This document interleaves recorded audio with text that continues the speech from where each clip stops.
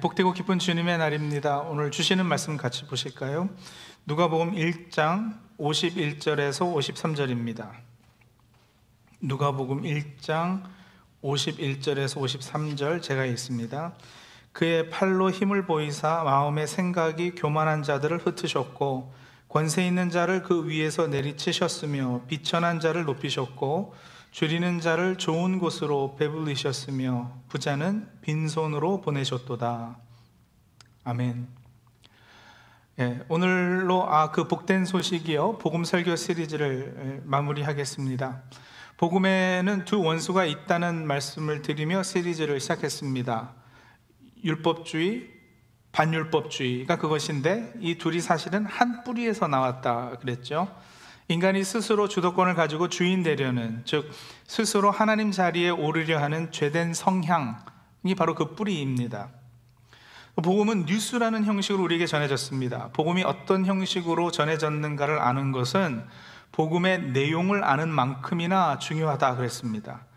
복음은 충고나 권면, 명령, 고백 이런 형식이 아니라 뉴스로, 그것도 엄청 좋은 뉴스로 우리에게 들렸습니다. 충고나 권면이나 명령 형식으로 들렸으면 내가 주체가 되어서 그것에 어떻게 반응할 것인가를 결정할 수 있습니다. 그러나 뉴스는 다르잖아요. 이미 벌어진 어떤 일, 이미 되어진 어떤 사건이 그 근거가 됩니다. 내가 주체가 아닙니다. 뉴스에 대해서는 나와 어느 정도 밀접한 관련이 있느냐에 따라 반사적 반응만이 따를 뿐입니다.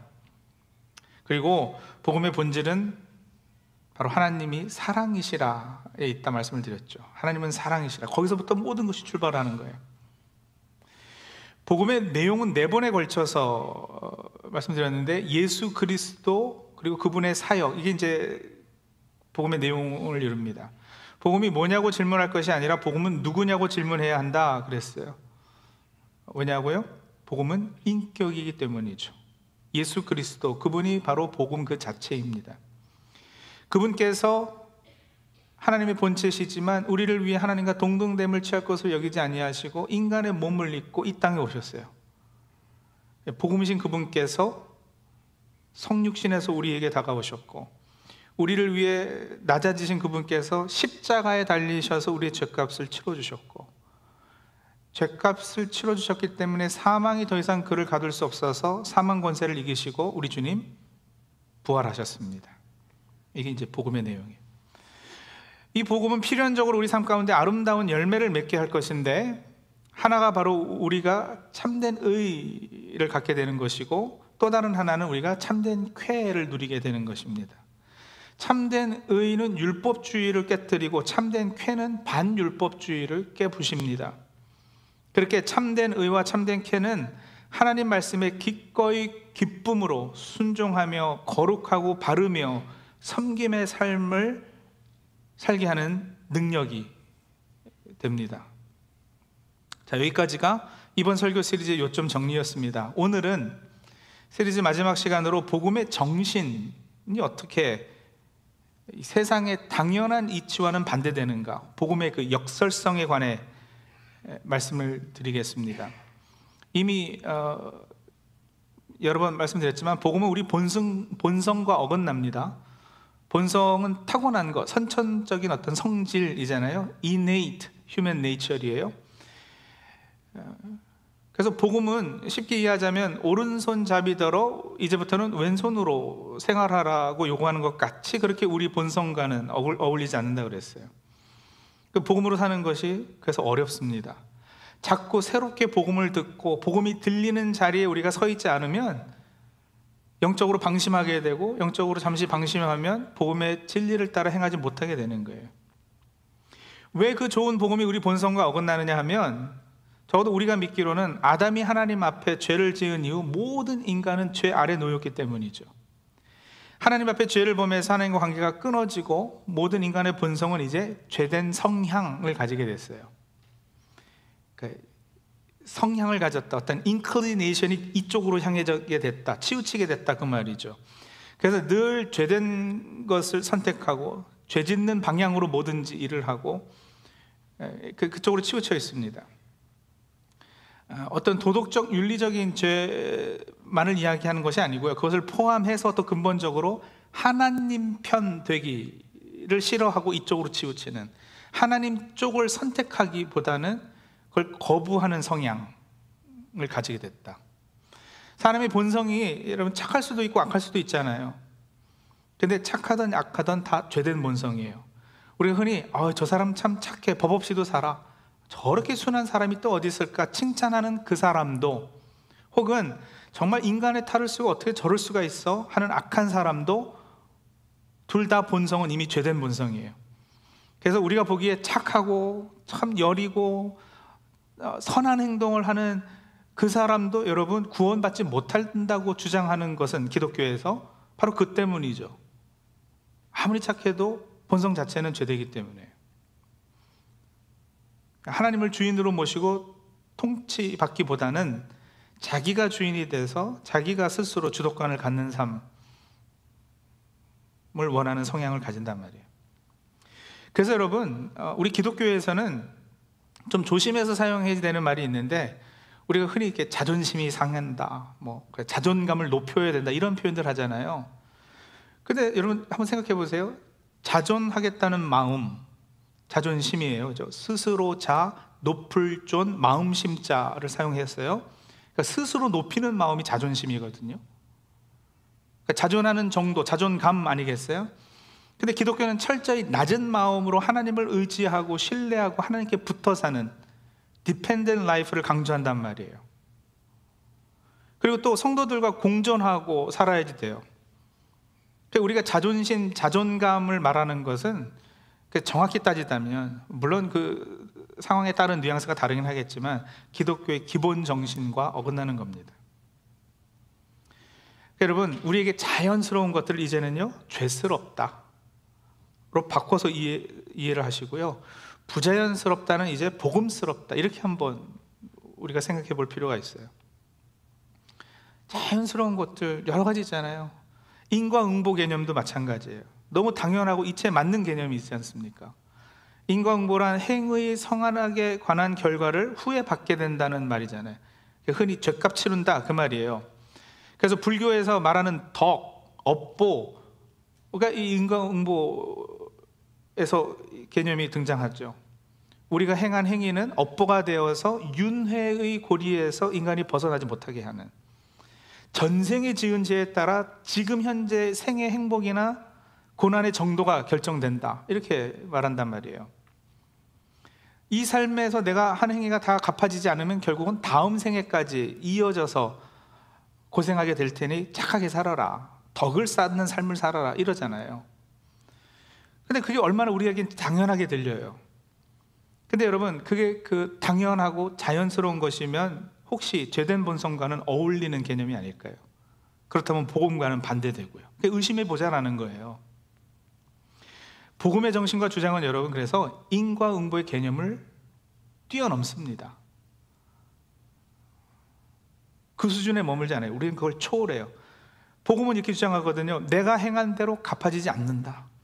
내가 행한 것은 죄뿐인데 그 죄로 나는 죽어야 마땅한데, 그러니까 불교식으로 말하자면 내 업보로 나는 앞으로 몇 번의 반복되는 생애에서도 이 윤회의 고리를 벗어나지 못할 그런 상황인데, 내가 참회와 덕을 쌓음과 고해를 받는다 해도 해탈에 이를지 장담할 수 없는데, 복음은 아니요, 내가 죄를 지었는데 내 지은 죄 그대로 내가 갚아지지 않고 오히려 우리는 뭐예요?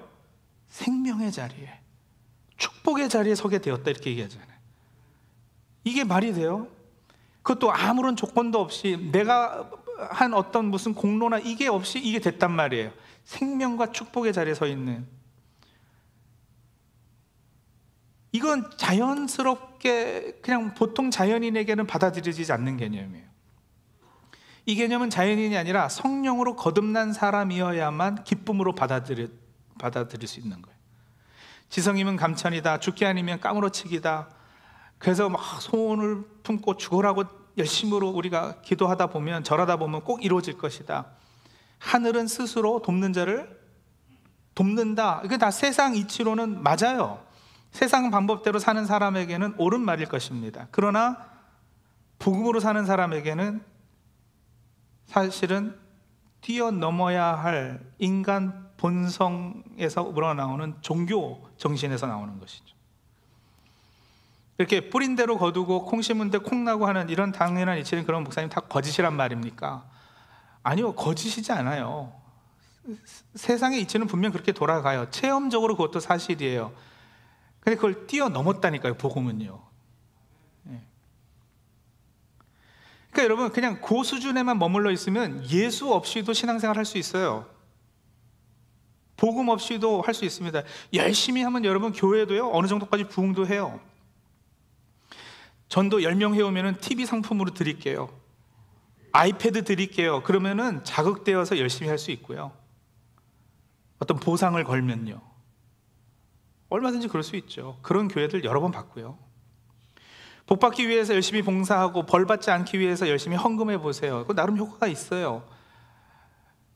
주일 성수 매주 하고요. 그러면 삶의 질서가 생기지 않겠어요, 그죠? 세상의 관점 보기엔 나름 건강해 보이는 삶이 가능해요. 근데 여러분, 그거는 기독교 아니라 이슬람교도 불교에서도 다 가능한 것이거든요. 적어도 사이비가 아닌 모든 고등 종교에서는 다 가능한 것들이에요. 예전에 혹시 기억나시나 모르겠어요. 찰스 셸든이라는 목사님이 예수라면 어떻게 하실까라는 소설을 쓰셨어요. What would Jesus do? 뭐 베스트셀러 소설이고요. 그것에서 영감받은 사람들이 그 운동을 시작했습니다. What would Jesus do 운동. 예수라면 어떻게 하실까? 그래가지고 막 팔찌도 WWJD 써서 다니고, 그래서 그걸 가끔 이렇게 보면서 이런 상황에서는 예수님이면 어떻게 하셨을까? 저런 환경에서 예수님은 뭘 어떻게 하셨을까? 이런 걸 이제 질문하면서 우리 신앙을 이제 바로 하자, 이런 운동이었는데, 저는 그 운동이 한창일 때 조금 의문을 가졌어요. 이거 맹점이 좀 있다. 왜냐면 여러분 생각해 보세요. What would Buddha do? What would Mohammed do? 그 같은 상황에서 예수라면 어떻게 하실까라는 질문에 대한 답과 부처님이시라면 그때 어떻게 하셨을까? 모하메드라면 어떻게, 공자님이시라면 어떻게 하셨을까? 라고 질문해 보니까 답이 똑같던데요. 답이 똑같아요. 다 가난한 사람 구제하고, 다 이웃 사랑하고, 그 어느 고등 종교도 다 강조하는 부분이잖아요. 유대교, 이슬람교, 몰몬교, 불교 이런 타종교 믿는 분들 여러분, 우리가 함부로 정죄할 수 없어요. 비교해서 우리가 우월감을 가질 수도 없어요. 왜냐하면 종교적 행위를 하는 것에 있어서는 우리가 따라가지 못할 부분도 얼마든지 많습니다. 이슬람 교도들 얼마나 철저하게 신앙생활을 하는데요. 제가 캐나다에 있을 때 목격한 장면이에요. 직접 목격한 장면이에요. 토론토 근방에 원더랜드라고 왜 디즈니랜드 같은 그런 놀이동산이 있는데, 아이들이 어렸을 때 데리고 놀러 갔어요. 점심시간이 돼가지고 이렇게 저희는 그 벤치에서 도시락을 까먹고 있는데 모슬림 가족이 말이죠, 자리를 딱 펴더니 잔디 위에다가 아이들까지 다 그 가족이 엎드려서 절하고 기도하던데요. 우린 옆에서 밥 먹고 있는데 이 사람들은 엎드려서 메카를 향해서 절하고 기도하는 거예요. 밥 먹는데 얼마나 뻘쭘해지던지요. 도전도 되고요, 같은 종교인으로 부끄럽기도 하고요. 그 철저함 어지간해서 우리가 따라가기 힘들어요. 심지어 이단이라고 하는 여호와의 증인들, 몰몬교도들이 얼마나 도덕적으로 깨끗하게 정직하게 살려고 노력하는데요. 그럼에도 불구하고, 그런데도 우리 기독교인은 배타적이라는 소리를 들어가면서까지 왜 우리가 진리라고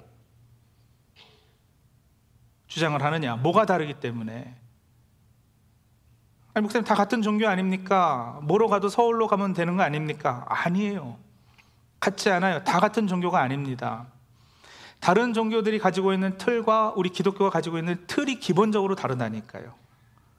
심지어는 무신론자들도 마찬가지예요. 여러분, 인간은 누구나 다 종교성, 종교적인 심성을 가지고 태어났어요. 칼빈 선생님은 그래서 실제적 무신론자는 없다라고까지 얘기했거든요. 실제적 무신론자는 없다. 왜냐하면 신의 존재를 믿지 않는다고 하더라도 그 삶 가운데 종교의 자리를 대신하는 그 무엇은 분명히 있기 때문에, 어떤 신념이라든지 자기네들이 절대적으로 추구하는 어떤 가치라든지. 그래서 그 어떤 신념 없이 사는 사람은 없어요. 그래서 그 사람이 붙잡고 있는 그 강한 신념은 결국 그 삶 가운데 종교 역할을 하기 때문에 실제적 무신론자는 없다. 그러니까 여러분, 무신론자를 포함해서 다른 모든 종교는 다 이 죄된 본성이 해결되지 않은 상태에서 그 죄된 본성에 익숙하고 당연하고 자연스러운 것들을 하는 거예요. 그게 뭐라고요? 내가 진 죄 내가 갚아야지. 전생에 진 것도 내가 이 생에 갚아야지. 착하게 살면 복 받겠지. 열심히 해야 그 대가로 좋은 것들이 주어지거나 액땜이 될 것이다. 고등 종교일수록, 많이 배운 종교인일수록 더 윤리적이고 도덕적으로 수준이 높은 것도 사실이겠습니다만, 그게 다 종교 정신이에요. 복음 정신이 아니에요. 복음의 시작은 내가 아니거든요. 복음의 시작은 하나님의 십자가 은혜예요. 내가 진 죄 내가 갚지 못해요. 그래서 예수께서 십자가에서 대신 갚아주셨어요. 여러분, 그 은혜를, 그 사랑을 체험하고는, 그리고 그게 진짜 은혜 체험이라면 여러분, 이제는 아무렇게나 함부로 막 살지 못하는 거죠. 하나님의 은혜에 우리는 이미 들어와 있고, 성령께서 우리 안에 내주하셔서 하나님의 성품을 훈련시켜 주시기에 우리가 이제 이 성향이 바뀌었어요. 죄된 성향에서 의의 성향으로 바뀌었어요. 그래서 우리가 선하게 살고 윤리적으로 도덕적으로도 수준 높게 살기를 갈망함이 있고, 그것을 위해 노력하는 것이죠. 종교 정신이 어떻게 복음 정신과 반대되는지 아셔야지 돼요. 제가 요거를 이렇게 비교할 수 있도록 조금 정리해 놓은 게 있거든요. 한번 좀 보시면서 제가 설명할까요? 보세요. 왼쪽 칸은 이 선행 중심, 율법주의 정신이고요. 오른쪽은 은혜 중심, 복음 정신 중심이에요. Works paradigm, grace paradigm. 이 칸을 한번 비교해 보자고요. 이쪽은요, 우리가 착한 일 많이 하면 복 받을 것이다. 선행은 복을 축복받는다. 근데 이쪽은 다르죠. 복 안에 있기 때문에 우리가 착한 일을 한다. 인간의 노력과 잠재력으로 하나님의 가까이 가려는 노력을 끊임없이 해요. 이쪽은요. 그러나 이쪽은 하나님께서 내려오시는 은혜예요. 그래서 내가 무엇을 하고 안 하는 것에 초점이 있다면, 여기는 그리스도께서 하신 일에 초점이 있어요.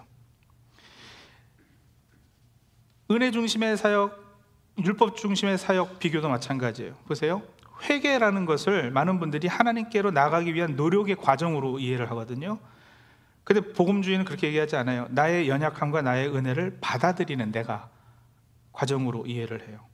그래가지고 여기서 회개한다 그러면은요, 막 울고, 그래서 한참 울고 나서 조금 마음이 후련해지면, 아, 하나님이 나를 받으셨는가 보다 라고 느끼는 거.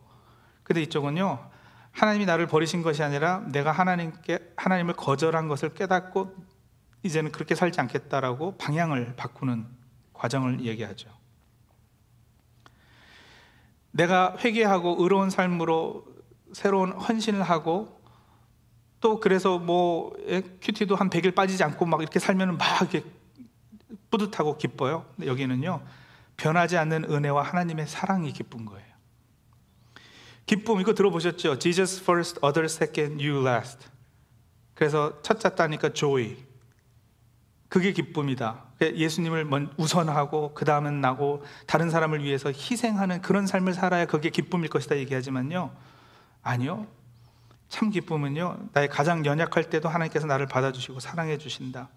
주 안에서 그 사실이 나의 힘이 되고 올바른 삶을 살도록 자극을 줘. 이게 참된 기쁨. 기쁨이 달라요. 기도 많이 하고 하나님이 요구하신 것을 내가 다 순종하기 때문에 하나님께서는 나를 받아주시고 나를 크게 쓰실 것이다. 아니요. 우리 힘으로는 의로운 삶을 살 수 없어요. 그리고 언제든지 우리는 넘어질 수 있어요. 나쁜 짓을 하기에 죄인이다. 아니요. 나쁜 짓은 물론이고 착한 짓을 해도 우리는 죄인이에요. 지도자의 입장에서는 여러분, 당신의 잘못과 연약함을 다른 사람하고 이렇게 나누지 말아라 그러잖아요.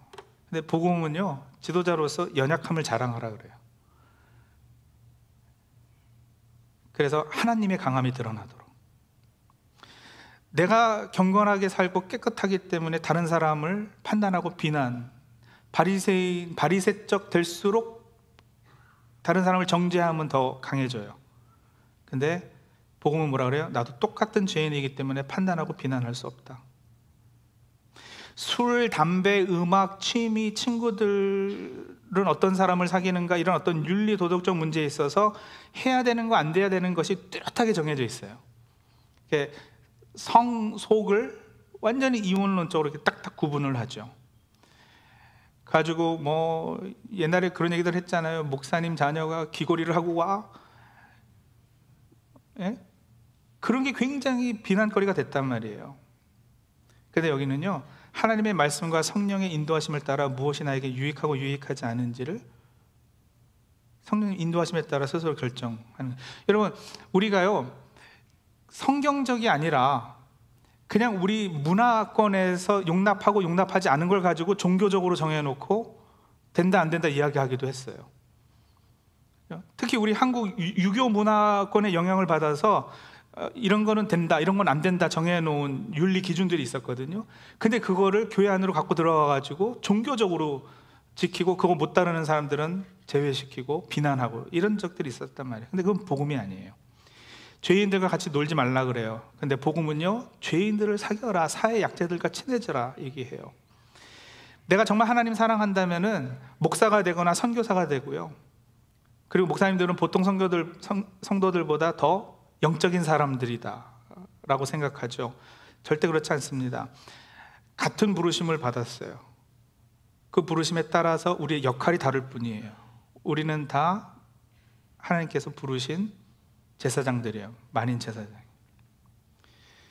하나님께 쓰임받는 것이 영적으로 최고 가치가 있는 것이에요. 그래서 은혜 받으면 목사 되는 거예요. 근데 이쪽은요, 아니요, 먼저 사랑하셨기에 우리도 사랑하는 삶을 사는 것이 신앙의 최고 가치이고, 그것이 점점 자라서 모든 영역에서 헌신되고 순종되기를 힘쓰죠. 교회 교인이 몇 명 모이느냐, 1년 예산이 얼마가 되느냐, 내가 하루에 몇 시간을 기도하느냐, 성경 지식이 얼마나 돼서 성경 퀴즈에서 상을 몇 번 탔느냐, 이런 게 내 신앙이 어떠한가를 기준하는 잣대가 돼요. 근데 아니요, 우리 신앙의 잣대는 사랑 하나예요. 하나님을 우리가 사랑하기 때문에 다른 사람에게도 그 사랑이 표현되는 삶을 사는 거, 이게 우리 신앙에 있어서 가장 꼭대기, 지향해야 될 점이죠. 다릅니다, 여러분. 우리가 그동안 당연한 것으로 여겨진 것들도 아마 몇 가지 있었을 거예요. 잘못된 것들. 그냥 종교 정신이라 종교 생활에 익숙한 것들. 근데 복음은 그런 것마저도 반대하는 거예요. 오늘 우리 누가복음 본문은 여러분, 마리아의 찬가라고도 불리는 내용인데, 마리아 자신의 신앙 고백이지만 예수께서 이 세상에 오셔서 세상의 이치를 뒤집어 엎는 역사를 이룰 것이라는 예언이기도 해요. 지금 세상은 이렇게 돌아가지만 예수께서 오시면 그것을 뒤집어 엎으셔서 하나님 나라 가치와 기준으로 되게 하실 것이다. 세상 기준과 하나님 나라 기준은 다르거든요. 그러니까 여러분, 예전에 그 사도행전의 초대교회 교인들은요, 기독교인들은 어떤 비난을 받았느냐면, 저들은 세상을 어지럽게 하는 자들이다, 이런 비난을 받았어요.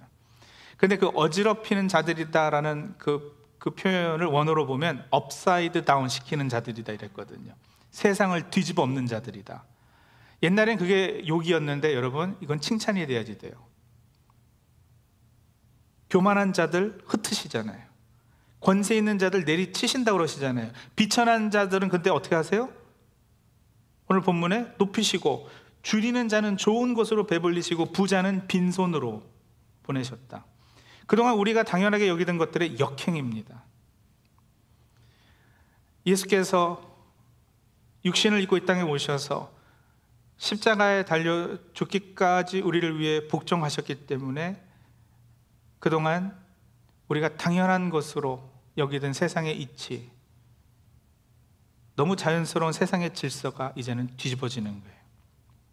그리고 그 새로운 질서를 사는 새로운 공동체를 이 땅에 만드셨는데, 그 공동체가 바로 교회 공동체죠. 교회 공동체 안에 들어온 사람들에게는 이제 이 복음 정신으로 사실 것을 요구하십니다. 그래서요, 누가 억지로 오리를 가자 하면 어떻게 해요? 십리를 가주라 하는 거예요.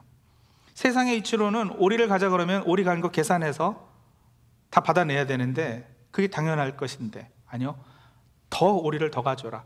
눈은 눈으로 이는 이로 갚는 게 맞는데, 아니요, 오른뺨을 치거든 왼뺨도 돌려대라. 누가 나를 고소해서 속옷을 빼앗겠다면 맞고소해서 싸우는 게 아니라 겉옷까지 가지게 해라. 이웃은 사랑하고 원수는 미워하는 게 당연하지 않아요? 근데 예수께서 뭐라 그러셨어요? 원수를 사랑해라. 너희를 박해하는 자를 위해서 기도해라. 으뜸이 되고자 하느냐, 종이 되거라. 크고자 하느냐, 섬기는 자가 되거라. 세상에서는 경쟁자들 밟고 깔아뭉개고 다시 고개 쳐들지 못하도록 그렇게 내가 앞서가고 생존해야 되는데, 아니요, 그 사람 먼저 살려주고, 그 손해보면 손해보라. 주님, 그렇게 손해보면 나중에 더 큰 이익 주실 겁니까? 아니요, 그냥 손해보고 마는 거예요. 그렇게 어떻게 보면 좀 멍청하게, 세상 관점으로 보면 좀 바보스럽게 사는, 그게 복음 정신으로 사는 삶이죠. 근데 어느 순간인가부터 기독교도 세상의 이치와 세상에서 당연히 여기는 것을 당연히 여기기 시작했어요. 아니, 오히려 종교 정신으로 더 열심히 세상의 당연한 것들을 추구하고 기대하기 시작했어요. 도구가 되기 시작한 거죠, 신앙의 행위들이요. 기도해서 내가 이 세상에 성공하겠다. 열심히 헌신하고 봉사하고는 마음껏 자기 자랑하고 자존심 세우고요. 일한 만큼 대가를 요구하고요. 그렇게 오래 열심히 했는데 장로 권사라는 직분 주어지지 않으면 동네 창피해서 교회 못 다니겠다고 교회 옮기고요. 목사님, 애들 결혼이라도 좋은 곳으로 보내려면 장로는 돼야 되지 않겠습니까? 제가 직접 들은 말이에요. 교회 직분이 계급으로 이해되는 것이, 세상의 이치로는 뭐 당연할 수 있겠지만, 그건 여러분 종교 정신이지 복음 정신이 아니에요.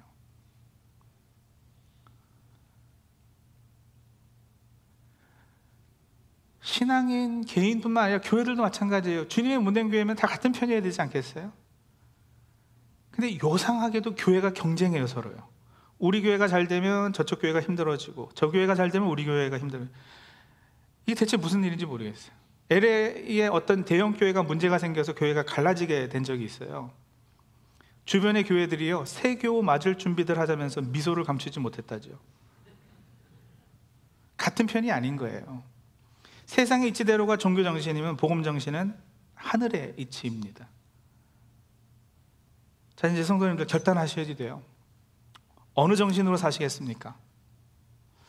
어느 나라 법으로 살고 누구의 통치를 받으시겠습니까? 이 세상 나라 아니면 하나님 나라? 하나님 나라 법으로 이 세상에 살려면 여러분 부딪히는 것이 있을까요, 없을까요? 당연히 있죠. 예수 믿으면 다 편하고 부딪히는 거 없이 잘 살 것 같고, 누가 그거 약속했는지 모르겠어요.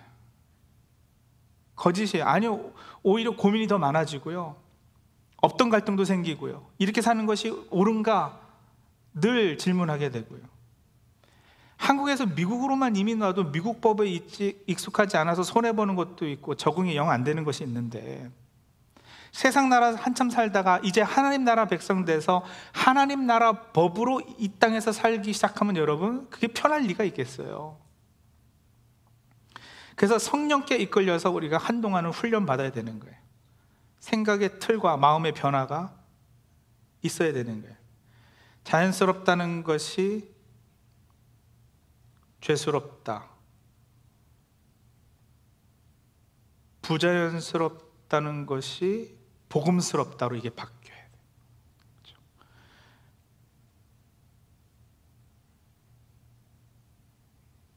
그러다 언젠가는 복음스럽다가 너무도 자연스럽네, 그 경지와 수준에까지 올라야 할 것입니다. 그런 복이 저 우리 성도님들에게 꼭 있게 되시기를 간절히 축원합니다. 기도하죠.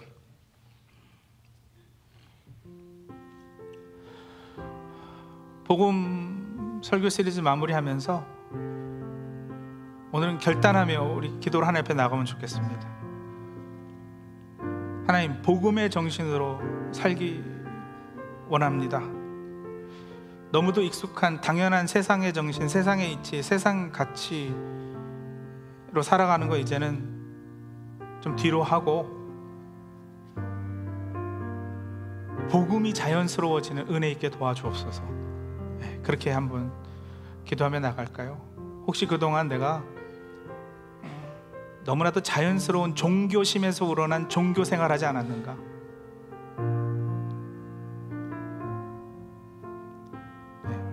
복음의 정신으로 살기를 결단하며 우리 기도하며 나가죠.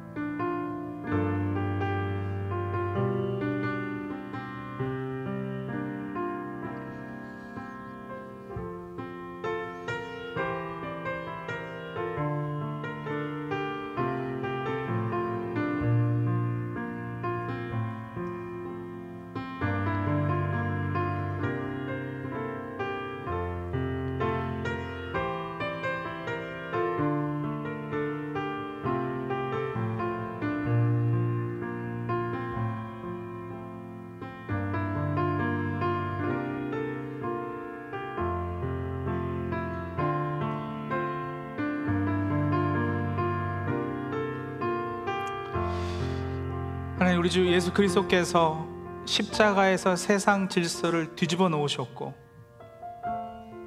죄된 성향 가지고 살던 우리에게 새로운 피조물 되게 하셨으니 하나님, 이제 우리도 하나님 나라의 기준과 가치 가지고 살아갈 수 있도록 도와주시고 하나님의 말씀을 절대적 기준 삼아 살아갈 수 있도록 도와주시고 이 세상에 잘못된 것들을 뒤집어 엎는 일에 사명 두고 살아갈 수 있도록 도와주시옵소서.